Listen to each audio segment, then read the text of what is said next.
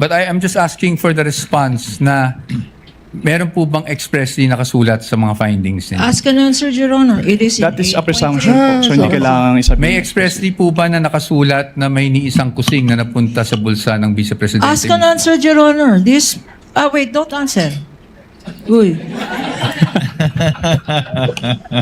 That question, Your Honor, has been asked and answered. Nababaliw na to si Kapunan. Bakit ka nandito? Nakita ko kasi sa TV na nagpapagawa ka ng rocket. Sasakay sana ako para makauwi na ako sa planeta namin.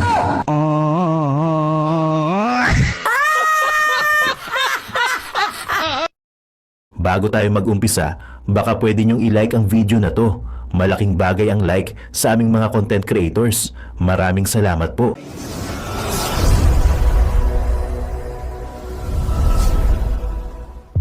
Eto guys, gumaganda yung laban. Pana, hindi na kinakaya ng mga witness ng mga bangaga. Ito si Manang. Si Manang! Manang, magtinda ka na lang ng ano to, ng tilapia. Aray ko.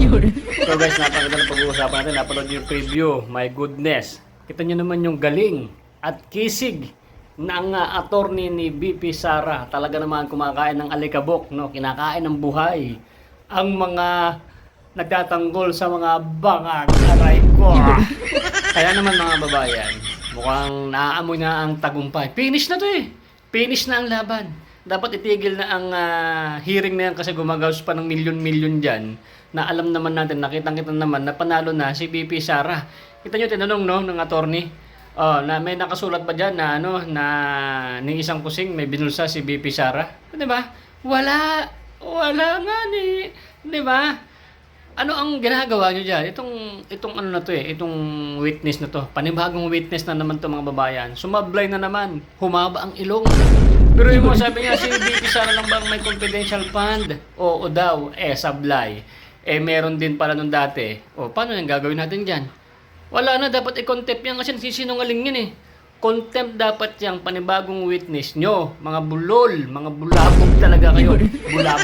Bulabog. Nambubulabog lang kayo ng, ng mga masasamang espiritu dahil sa mga pinaggagawa nyo kasi nungalingan. Diba? Kaya itong si Manang, yung si Manang tindera ng isda dyan, pinapahinto. Don't answer.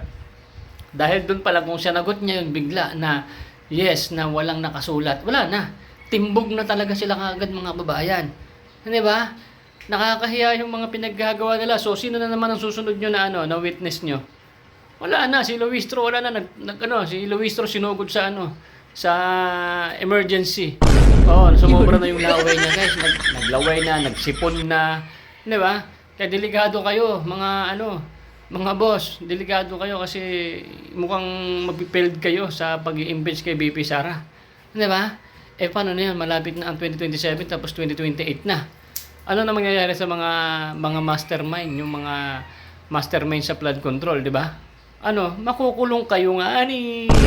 Pag nakulong kayo, pagtatawanan namin kayo. At yung mga tanso vlogger dyan, kukutsain namin kayo, lalo yung mga pangit na mga vlogger ni Bongbong Marcos na kung umasta ka lamang napakagwapo at napakakinis ng mga mukha. Lalo yung isang tanso vlogger na kalamang umasta, dinidikit pa yung mukha sa sa cellphone niya, sa kanyang vlog niya. Mukhang hindi naman naliligo. Boy, pangit mo. Mga pangit na mga bayaran. Kayo, no? Pasalamat kayo. Yung isang pumanaw yung kasama, bago pumanaw, nagpa-repair ng mukha, no? Ikaw, itong yung isang negro dyan na nabayaran, naburog ang mukha.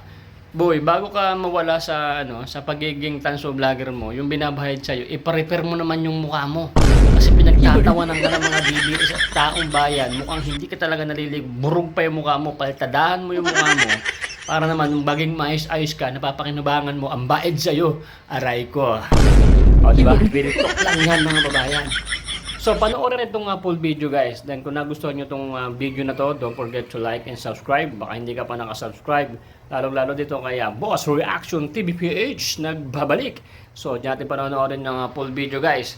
Siyempre, subscribe nyo na rin si Boy Sardinas. At para lagi kayong updated sa ating mga video.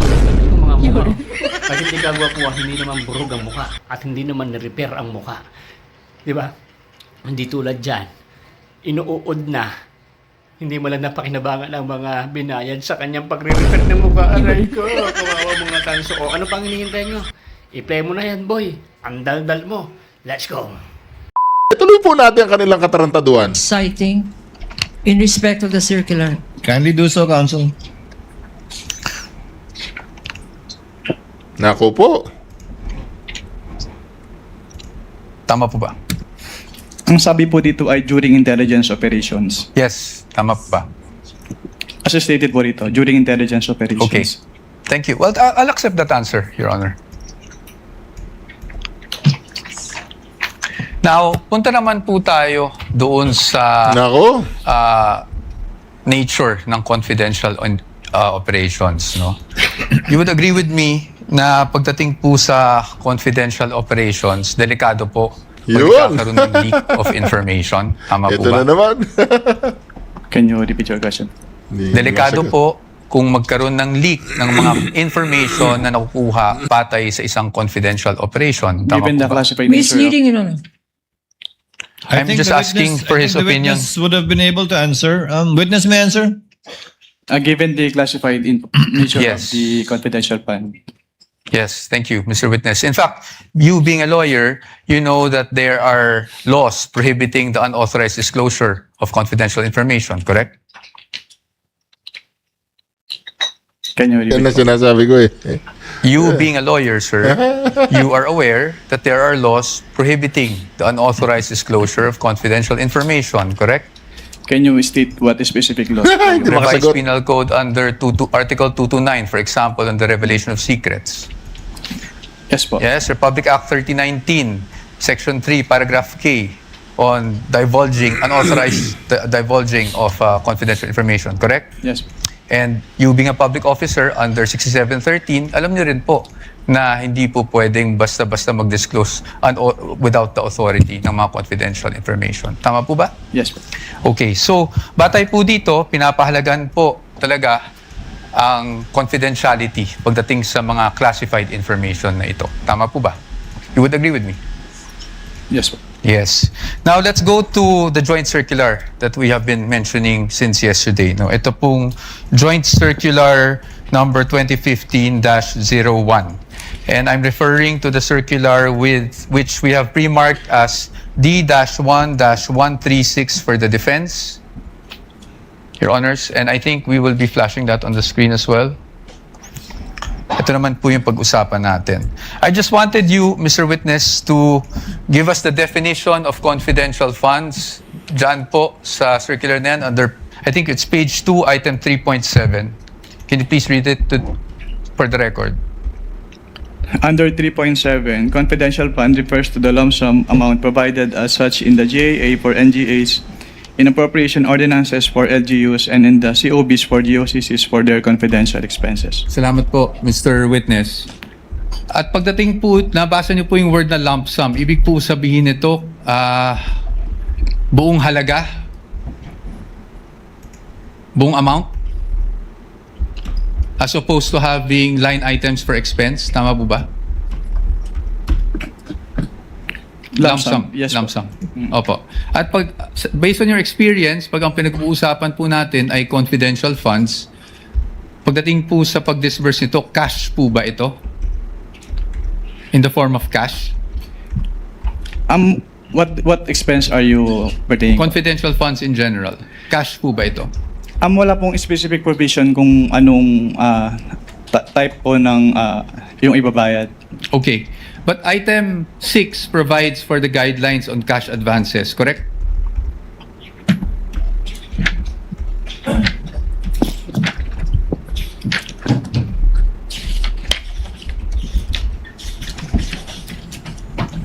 Based on this document po, yes po. Yes po. And I refer you now to item 6.1.2. Diyan po, sinasabi po ng provision na yan na ang maaari lang mag-avail ng cash advance pagdating sa confidential funds ay ang isang designated bonded special disbursing officer or SDO or kung wala mang ganong designated SEO ay ang head of agency, correct? Yes po. At kanina po, sabi nyo, binasa nyo bawat pahina noong mga sinabite sa inyo ng DepEd at OVP for their liquidation reports. Tama po ba? Yes po. At you would be aware na ang STO po para po sa OVP ay si Ms. Gina Acosta. Tama po ba? Based on the documents submitted, yes po. Yes, thank you. At pagdating naman po sa DepEd, Mr. Witness, ang SDO po ay si Mr. Edward Fajarda. Tama po ba? Based on the documents submitted po, yes po. Yes. So based on that, tama rin po ba na sila ang maging payees ng mga cheque na inilabas ng DepEd para sa cash advance? Yes po. Tama po. At sila, tama rin po na silang nag-encash ng mga cheque dahil silang payee. Tama Yes po. po. Yes po. Yes. So they complied with 6.1.2, correct? What do you mean complied po? Complied with the requirements of 6.1.2 na ang SDO po. Hindi niya alam mga salitang comply. Ang comply, Brad, malutong yan. Malutong na 2 sampal sa mukha yan. Comply nga eh. Hindi mo lang naintindihan, abogado ka. Ang kumuha ng cash advance at siya po nag-encash ng cheque. Your Honor, please misleading. That's not the only requirement in 6.1.1. 6.1.2, Your Honor. There are other requirements here. Can counsel be specific? I'm just asking, Because- Your Honor. This is a blanket he is saying, and so therefore, there is compliance here. I'm In asking. particular. Thank you. I appreciate po What the. does counsel for respondent say? I appreciate naman po the objection of the good counsel. So I will be more specific. Tama po, nag-comply po na ang SDO ang ang payee sa cheque at ang SDO po ang nag-encash. Yun lang po. Just on that part.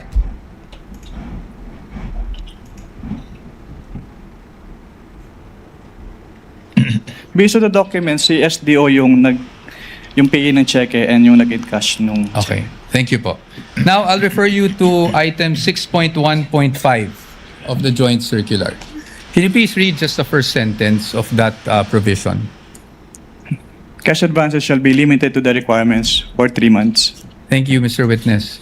So, tama po bang pagkakaintindi ko na para sa cash advance at any one time, ang maximum na pwede mo lang ma-cash advance ay yung requirements mo para sa 3 buwan ng confidential operations. Tama Based po ba? on this provision po, yes. Tama po. At 3 buwan po is equivalent to 1/4 of a year. Tama po ba?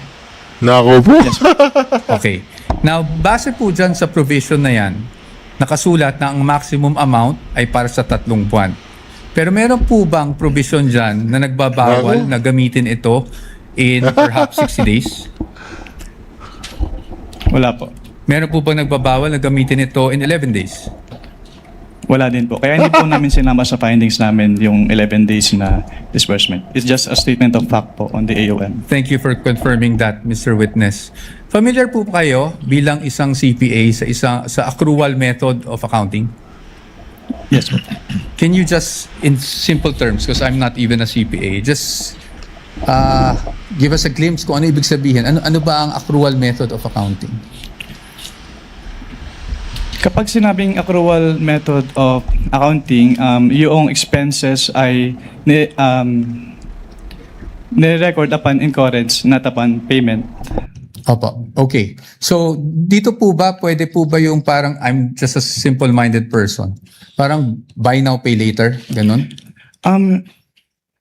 Wala po yan sa joint circular, so I am not authorized to It's okay. answer that question. I will leave it at that. Punta na lang po tayo sa liquidation. Sa liquidation po, under the joint circular, that's under 6.2.2, correct? Under 6.2.2, if I may just refer you to that provision, dapat po maliquidate magsumite ng liquidation report ang isang agency na may confidential or intelligence funds within 30 days after the close of a quarter. Tama po ba? Tatlo po yung nakalagay dito, hindi lang po the 30 days after every quarter. Sige po, please enumerate for us. Under 6.2.2 of the joint circular, all cash advances for CF and IF shall be liquidated within 30 days after every quarter or from the approved target date. Ayaw po niya sumagot ng diretso. Gusto po niyang lumusot. Hindi po makakalusot to kay Atty. Poe. Kumpare ko yan eh. Inaanak yan ng ano ko. of completion of the project or activity or after the cash advance have been fully utilized, whichever comes first in accordance with the procedures as stated po. Okay, thank you po. Ngayon po, papakita ko po sa inyo yung liquidation report na isinumite ng OVP for their fourth quarter confidential funds 2022. Maybe this time we could just ask our assisting counsel, Your Honor, to hand the document. Assisting counsel for the other side may also approach. Maaari niyo po bang matukoy kung anong date po na-receive ng COA ICFAO itong liquidation report ng OVP? Based on the transmittal letter po, January 17, 2023. January May we 17. know, Your Honor, for our understanding, what exhibit number? Sorry. Counsel Thank you for referring to- reminding me, Your Honor. You're welcome. This is Exhibit D-1-4-OVP. This is the prosecution's P-1-11-A. No, I'm sorry. One? I'm sorry, what is it? Sorry, D-1 D-1-1. Sorry, Your Honor. dash 1. I was just corrected.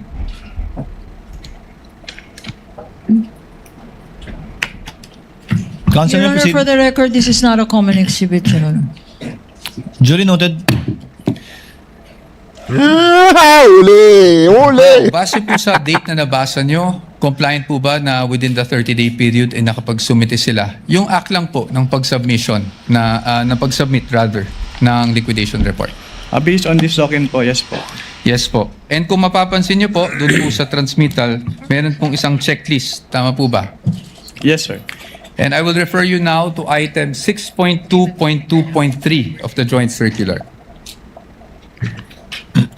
Ayon po sa 6.2.3 ng nasabing Joint Circular 2015-01, ang gagawin po ng receiving officer ng COA ICFAO ay titingnan po yung checklist, tapos susuriin po yung mga dokumentong isinumite ng ahensya, yung mga attachments, kung pasok siya doon sa checklist of supporting documents na kinakailangan. Tama po ba?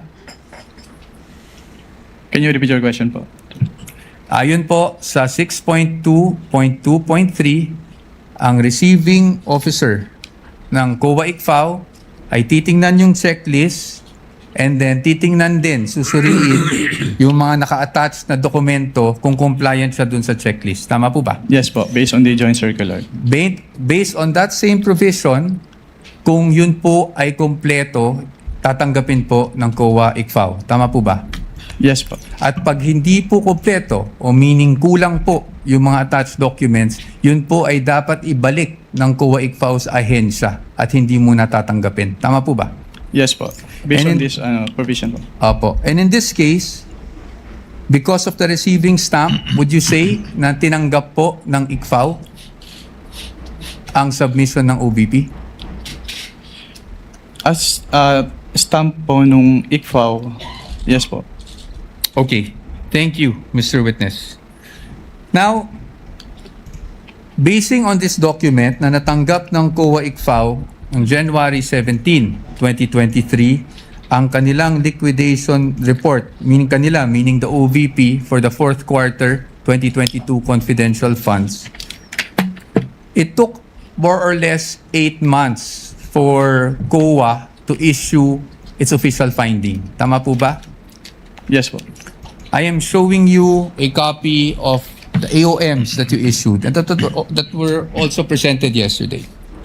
May we know the exhibit number, Sir? Yes, Your Honor. I will get to that. Ready mo na yung mga next documents. Are you showing the one for the OVP or the DepEd? OVP, Your Honor. OVP, that would be... This is D-1-103-OVP, Your Honor, for the first AOM issued on September 14, 2023. That's the counterpart of P-1-12-A. And isunod ko na po yung pangalawang AOM na na-issue on October 3, 2023. This is D-1-104-OVP for the defense. Which is P-1-12-B for the prosecution. Opo. Thank you. Now, Mr. Witness, napansin ko na yung date is September 14, nung 2023, nung una yung AOM. Tama po ba? Yes po. And that was actually just a few days after the budget hearing of COA held August 24, 2023, kung saan may mga legislators that, asked COA to look into the OVP confidential funds. Are you aware of that? Just if you're aware. I am not aware of that. That's okay. Now, I'll just move on to the AOMs themselves. No? Now, kahapon, nasasabi niyo po na nagkakaproblema tayo sa, may nakita kayong finding doon sa physical and financial plan. Tama po ba? Yes, sir. Ng OVP. At yan po ay nakasaad din sa inyong findings dyan. Yes, sir. Tama po ba? Opo. You referred to, if I'm not mistaken, and please correct me if I'm wrong, item 4.2 of the joint circular. Yes, sir. Tama po? Yes, sir. Maaari niyo po bang, andyan pa po ba yung joint circular? Yes. Maaari niyo po bang basahin yung 4.2 ng joint circular para lang po sa kalaman nating lahat? Under 4.2 of the joint circular, all allocations of CF and or IF shall be supported with physical and financial plan indicating the proposed amount allocated for each program, project, and activity where disbursements pertaining to the CE and IE shall be based. Tama po. Thank you po, Mr. Witness. Dito po, sa kanilang physical and financial plan, the program stated is actually the Good Government Program. Tama po ba? Yung binabasa ko lang. Based on the document, yes. Based on the document. At ang expected outcome ay safe implementation of OVP initiatives and confidence building. Based on the document. Based on the document, yes. At ang physical target will be number of areas with surveillance and confidential activities conducted or monitored. Tama po ba? Yes. As well as the number of activities. Tama po ba? At ayon po dun sa binasa nyo, wala naman pong guidelines on how specific it would be. Correct? Well, nakalagay po kasi dito, dapat i-indicate yung each program, activity, and project na pagbabasihan ng disbursement ng CF. Apo. I won't argue with you. So basically, yung finding niyo po is based on your assessment as an auditor. Well, since it is a plan, dapat po naka-indicate talaga dito kung paano nila gagastusin yung kanilang confidential fund. That's okay. Yes, I'll accept that answer. Now, nabanggit niyo rin po Dito na madadali. na Dito na madadali.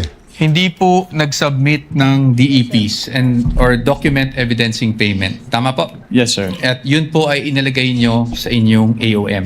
Tama Yes, po? yes, sir. At nabanggit nyo rin po na sumagot ang OVP dito sa AOM na to. Tama po ba? Yes, sir. Opo. Tama po. At pagdating po doon sa sunod na step, which is the notice of suspension, tama po ba? Yes, sir.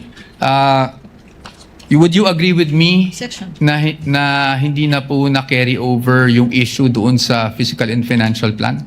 Yes, sir. Yes. So, ibig sabihin, tinanggap nyo po yung explanation. Well, ang purpose po kasi namin ni-require yung specific confidential activities dun sa PFP is para makita kung paano gagastusin noong OBP yung kanilang confidential fund.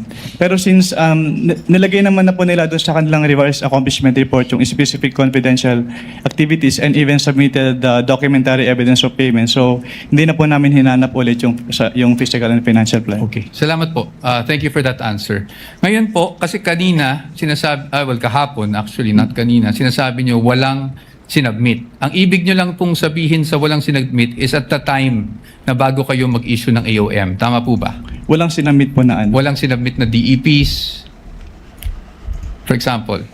Yes po, kasi sinamit po nila yung DEPs after we issued both AOMs po. Opo. Thank you po. Ngayon, punta naman po tayo doon sa notice of suspension. Nandun pa po kayo di ba, ng notice of suspension? Yes, sir. And you suspended in audit the amount of 125 million. We are showing him a copy of the notice of suspension, Your Honor. This is Exhibit D-1-107-OVP for the reference of the Honorable Court. NP-1-13-A on the part of the prosecution. Okay. So, dito po, as you mentioned earlier, you were satisfied with already the submission of the accomplishment report ng OVP. That's why nawala na po yung issue sa physical and financial. Hindi po ako satisfied dahil compliant yung accomplishment report nila, kundi dahil nilagay lang nila yung specific confidential activities na pinagamitan nung kanilang pondo. Opo. So, nawala na po yung sa PFP na finding sa AOM Based on the, yes po. based on the NS. Tama po ba? Yes, sir. Okay, thank you. Ngayon, pagdating dito sa notice of suspension, I just wanted to focus on doon sa documentary evidencing success pagdating sa rewards. Yes, sir. Nabanggit nyo po, this is 4.8.5 paragraph B specifically of the joint circular, correct? Yes, sir. And yun din po yung nakasaad dito sa notice of suspension na reference, meaning the provision of the JC. Yes, sir. Specified. Yes. At nabanggit nyo rin po kahapon na wala pong guidelines specifically under 4.8.5 that shows how specific you should be in terms of the documents evidencing success. Tama Wala ba? po akong na-mention na walang specific guidelines po. Ang sabi ko lang, hindi sinabi kung anong specific document yung hinihingi. May sinabi ko po kayong walang prescribed format, basically. Your Honor, please misleading the witness, to my recollection, did not say that. He said that in accordance with 4.8.5, these are the requirements, A, B, and C. And the submissions of the Vice President and the DepEd are not compliant, Your Honor. Can we With ask the for indulgence of feedback? counsels for the parties, Mr. Wamil, base po sa guidelines, hindi tulad ng ibang mga format na sinasubmit na may pro forma na nasa annex nung 2015-1, wala pong pro forma na pag-liquidate sang-ayon sa na dokumento sang-ayon sa 4.8.5. Yes, Your Honor, based on this provision po. Yes. May ibang provision bang nagre-require ng specific na paraan? Wala na po, Your Honor. Ito lang Wala. po, 4.8.5. Thank you. Thank you, Mr. Witness. You may proceed, counsel. Thank you, Your Honor. Now, pagdating po sa OVP, alam niyo po ba kung sumagot sila sa notice of suspension na ito within the prescribed period given under the notice of suspension? Sa notice, wala na po ako sa ICFO nung Wala na po submit kayo. sila ng response. Okay po. So I will no longer ask you about that. Probably for another witness na lang po. Punta na lang po tayo sa OVP confidential funds for 2023.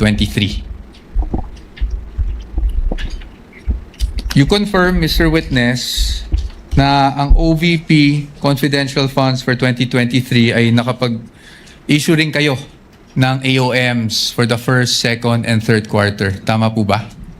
For the first and second lang po, kasi yung third quarter, nag-drop po ako and Nako! hindi ko na po naabutan yung issuance nun dahil nag-transfer out na po ako sa Okay. ICFO. Okay. At hindi na rin po alam kung, just if you're aware, kung sumagot ang OVP doon sa mga AOMs ninyo. Hindi na rin po alam yan. Yes, sir. Okay. Sige. Diretso na lang po tayo sa DepEd para hindi na po tayo tumagal. Sa DepEd po, nakapag-issue rin po kayo ng AOMs. Tama? At least for the first and second quarter nung nandun pa po kayo. Yes, sir. Apo. Tama po. Apo. And kanina po, pinag-uusapan po natin yung mga disbursement vouchers ng DepEd. Kung saan natukoy nyo doon na hindi compliant dahil MOOE yung nakasulat sa disbursement vouchers. Tama po ba? Naalala nyo po yun? Sinagot ko lang po yung tanong ni Attorney Lorna kanina. At ang tanong nyo, ang sagot nyo po, natatandaan nyo po ba yung sagot nyo? Ay MOOE siya at hindi confidential funds. Yes po. Now, Mr. Witness, I will show you a page of the General Appropriations Act. Can I have that copy?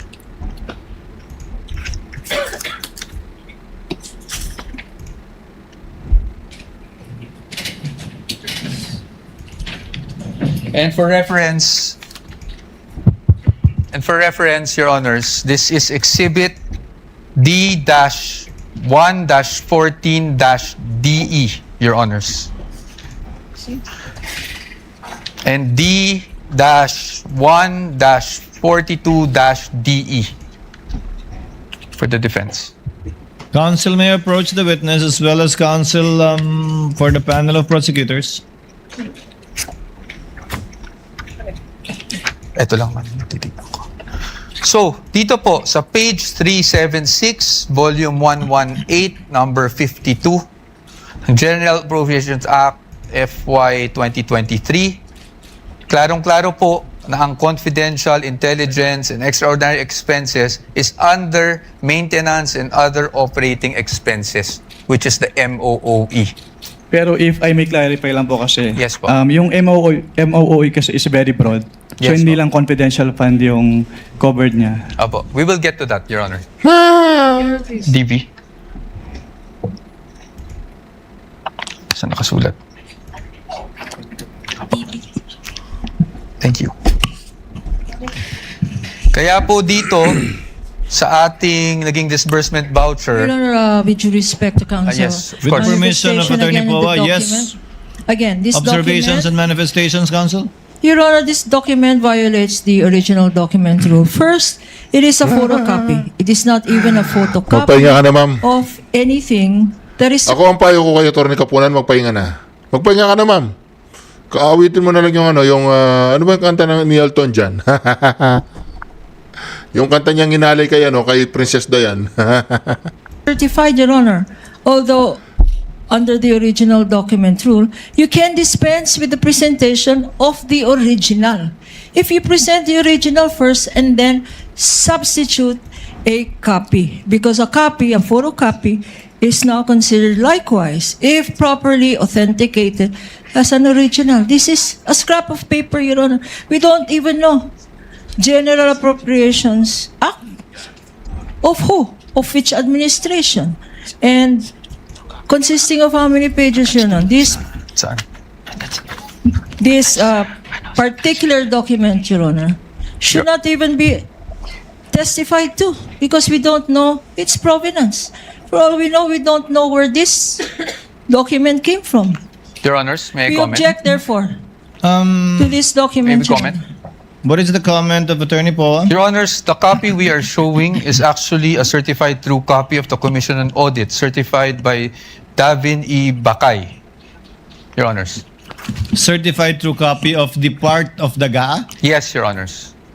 Anyway, counsel, we will be ruling on the admissibility of these documents when the formal offer is made after the presentation of evidence in chief by the respondents. We submit, Your Honor, but as another observation, Your Honor, Pahinga ka na, ma'am. counsel is aware that if you produce and you ask questions on a portion of a document, then you are compelled to produce the whole document, Your Honor. We want this on file. Produce the whole GAA. For all we know, Your Honor, there may be provisions in that GAA which contradicts the provision he's saying. So he is compelled under the rules, Your Honor. In addition to the rules of admissibility, he is compelled to produce the whole GAA. And we want that on record, Your Honor. Presiding officer has already ruled the manifestation and objection of the counsel is duly noted. Counsel may proceed. Thank you, Your Honor. And under the disbursement voucher, Exhibit D-1-58-DE, nakasulat po na MOOE, replenishment of cash advance under maintenance and other operating expenses authorized under page 376 of RA number 11936, which is precisely the page of the GAA. Pero marami po kasing nakalagay na expense items under MOOE in this page po. Okay, we will accept that answer, Mr. Witness. Pag gano'n sinasabi niyang, Mr. we will Witness, accept that answer, pagdating kinakaba po na yan. sa DepEd, Kinakaba na. confidential funds, as you mentioned, you issued the first two AOMs. Yes, sir. Tama po. I mean, AOM for the first and second quarter. Rather. Yes, sir. Pero hindi nyo na po natanggap yung response. Hindi Kasi na- wala na kayo sa ICFAO. Yes, sir. But would you know, just curious, would you know kung ano yung present status nitong mga AOMs na to? Hindi po. I don't have personal knowledge about that. Okay. So you wouldn't know of whether may credit notice o wala? Yes, sir. Oh, but since you're an auditor, ano po ang ibig sabihin ng credit notice para sa isang auditor? Kapag sinabing credit notice, yung document submitted ay already passed in audit na po. Opo, pass in audit, meaning allowed? Yes po. Allowed in But subject to the reopening of the audit later Opo. on po. Okay, thank you, Mr. Witness. Ngayon, Mr. Witness, since hanggang doon lang naman, no, yung naging saklaw talaga ng inyong service, I don't want to prolong this any longer. Gusto ko lang makita, based on your findings, AOM, diba? Tapos yung notice of suspension para sa OVP and the AOMs for DepEd, these are preliminary findings, correct? Yes po, kasi nire-require pa naman sa agency na mag-justify yung findings and submit the documents being sought po dun sa... Oh, Opo. tama. At based po dito sa findings ninyo, wala namang pong expressly nakasulat na may misappropriation at this point. Actually, yung presumption of misuse kasi nasa item 8.3 na kapag hindi nag-liquidate or failure of liquidation of the accountable officers upon due demand shall be a prima facie evidence that such fund has been put to I am- personal benefit or misuse. Yes. But I am just asking for the response na meron po bang expressly nakasulat sa mga findings ninyo? Ask and answer, Your Honor. It is in That is a 8.3. presumption po. So hindi kailangan isabihin. May expressly po ba na nakasulat na may ni isang kusing na napunta sa bulsa ng Vice Presidente? Ask and answer, Your Honor. This... wait, don't answer. Uy. That question, Your Honor, has been asked and answered. Nababaliw na to si Kapunan. Sabi niya, huy, don't answer, huy. Huy daw mga ka-reaction. Abogado yun, inuhuy-huy niya. Nababaliw na to si Kapunan. Ayaw na niya pa. Oh, ma'am, magpahinga ka na, ma'am.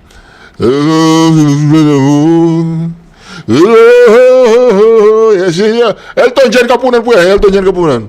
Diba? Gusto kong kantahin yung inalin niya kayo na kay Princess Diana eh. Pagyan natin. Honorable Court. NP-1-13-A on the part of the prosecution. Okay.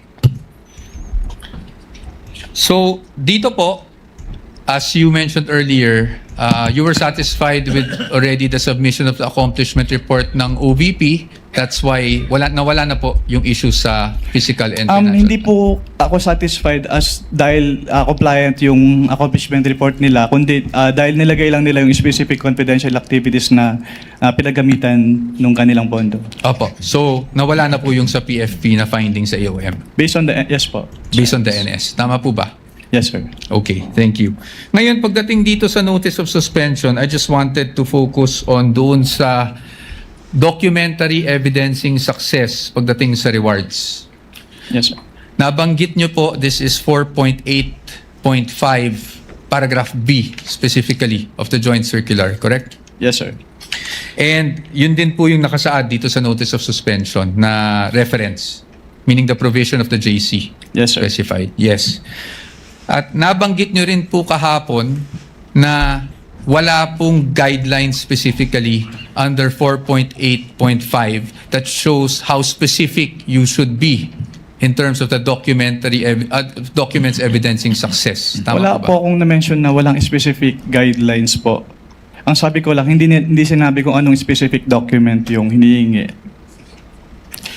May sinabi ko po kayong walang prescribed format, basically. Your Honor, please misleading the witness, to my recollection, did not say that. He said that in accordance with 4.8.5, these are the requirements, A, B, and C. And the submissions of the Vice President and the DepEd are not compliant, Your Honor. Can we With ask the for a indulgence of readback? counsels for the parties, Mr. Wamil, base po sa guidelines Ama naming Diyos na makapangyarihan sa lahat, salamat po sa iyong pagmamahal na hindi nagmamaliw. Sa gitna ng kaguluhan sa aming bansa, turuan niyo po kaming magtiwala sa iyong hustisya at hindi sa hustisya ng tao.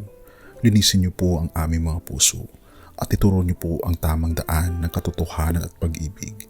Tulungan niyo po kaming maging ilaw sa gitna ng dilim at ipakita sa mundo na may pag-asa pa sa pangalan ng aming Panginoon Hesus. Salamat po sa pag-ibig po ninyo at salamat sa pagdinig ng aming mga panalangin at iligtas niyo po kami. Sa pangalawa po niyong pagparito at patawarin po kami sa lahat ng aming mga pagkukulang at pagkakasala sapagat ito po ang aming samot hiling sa matamis na pangalan ng aming Panginoong Hesus. Amen. Sa lumang silid, mag-isa kang tahimik. Walang kamera, palakpak ay wala na. Ngunit sa bawat pader ng bayang iniwan mo, may pangalan mong di na mabubura.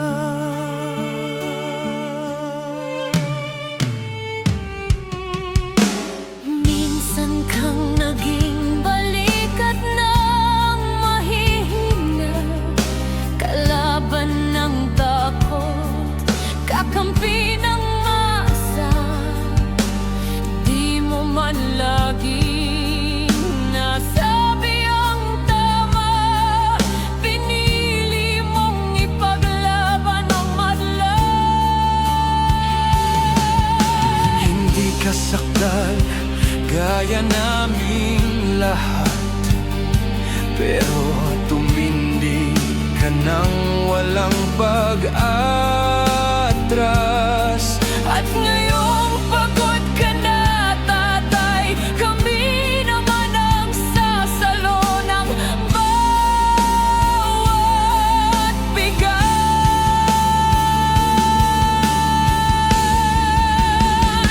Hanggang sa dulo, ikaw ay mahal. Kahit papagod na ang iyong katawan. Tatay, salamat sa iyong paglaban. Ngayon, kami naman Hanggang sa dulo, di ka namin iiwan. Ang kwento mo'y dala ng bayan.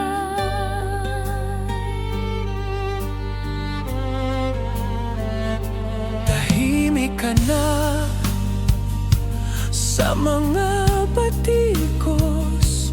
Wala nang tugon, wala nang galit, pero sa mata ng mga maralita, naroon pa rin ang tapat mong alaala.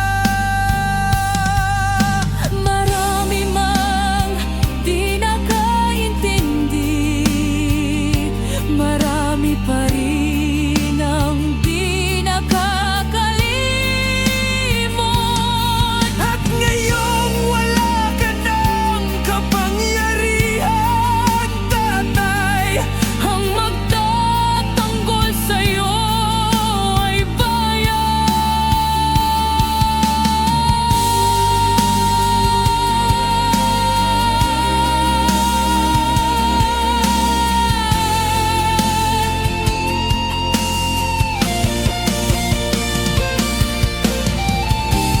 hindi ka nag-iisa. Kahit ngayon.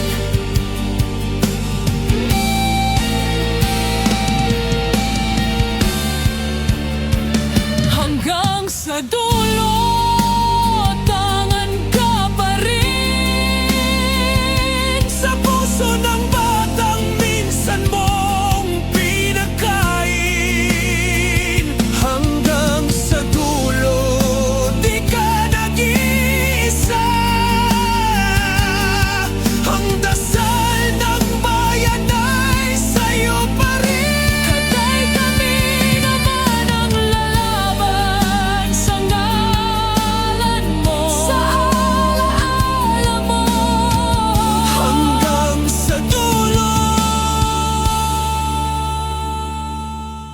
Dalangin ka ng puso ng masa.